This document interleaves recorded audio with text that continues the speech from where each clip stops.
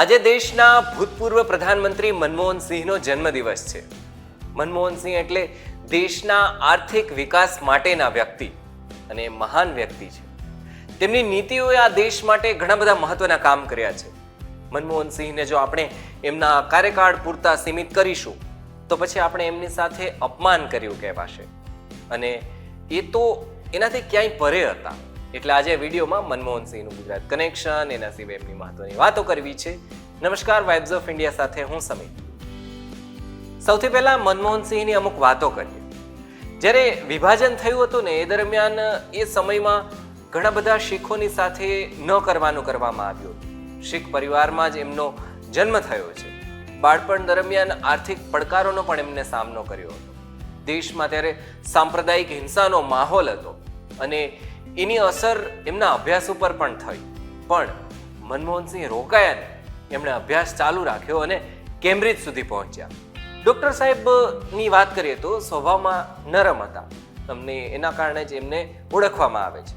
એમના ઉપર પોતાના પક્ષના લોકો અને સામેના પક્ષના એટલે ભારતીય જનતા પાર્ટીના લોકોએ અનેક પ્રકારના પ્રયાસો કર્યા, પણ એ શાંતિ ખોયા વગર કામ કરતા રહ્યા અને બંનેને એટલે કે કોંગ્રેસને અને બીજેપીને એમને પોતાના કામથી જવાબ આપ્યો.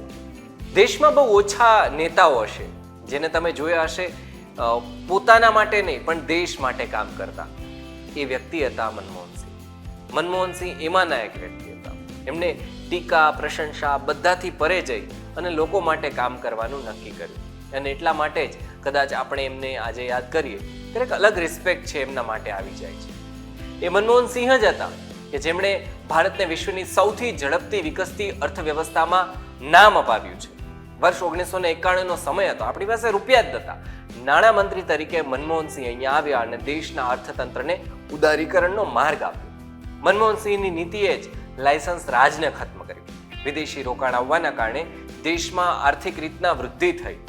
વર્ષ 2005ની વાત કરીએ તો મનમોહનસિંહે મનરેગાની શરૂઆત કરાવડાવી, જે ગામડે ગામડે રોજગારી છે એ પહોંચી, અને એના કારણે આ જે રોજગારી છે એનો જે મૂવ છે એકદમ ગેમ ચેન્જર સાબિત થયું.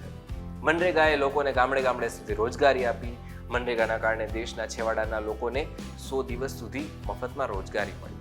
શિક્ષણ માટે પણ મનમોહનસિંહે ઘણી બધી કામગીરી કરી. વર્ષ 2009માં મનમોહનસિંહ સરકાર શિક્ષણ અધિકારનો કાયદો લાવી. 6 થી 14 વર્ષના બાળકો છે એમને મફત શિક્ષણ મળ્યું, અને એ પણ ફરજિયાત. એ મનમોહનસિંહ જ હતા જેમણે આરોગ્યને ગામડાઓ સુધી પહોંચાડ્યું. રાષ્ટ્રીય ગ્રામીણ આરોગ્ય શિક્ષણની શરૂઆત એમણે કરાવડાવી. માતા અને બાળકો સુધી જે આરોગ્ય છે એમણે પહોંચાડ્યું.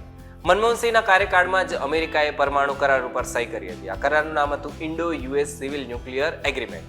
વર્ષ 2008ના કારણે અહીંયા અમેરિકા અને ભારત છે નજીક આવ્યા. અત્યારે તો ભારત અને અમેરિકાના સંબંધોને આપણે સૌ જાણીએ છીએ. વર્ષ 2005માં મનમોહનસિંહ દેશના પ્રધાનમંત્રી હતા ત્યારે એમણે the special economic zone act બનાવવામાં મદદ કરી. સ્પેશિયલ ઇકોનોમિક ઝોનના જ કારણે ગુજરાતમાં ભારે રોકાણ આવ્યું, અને આ સમયમાં સ્પેશિયલ ઇકોનોમિક ઝોનના કારણે ગુજરાત ઉત્પાદન અને નિકાસનું હબ બની ગયું.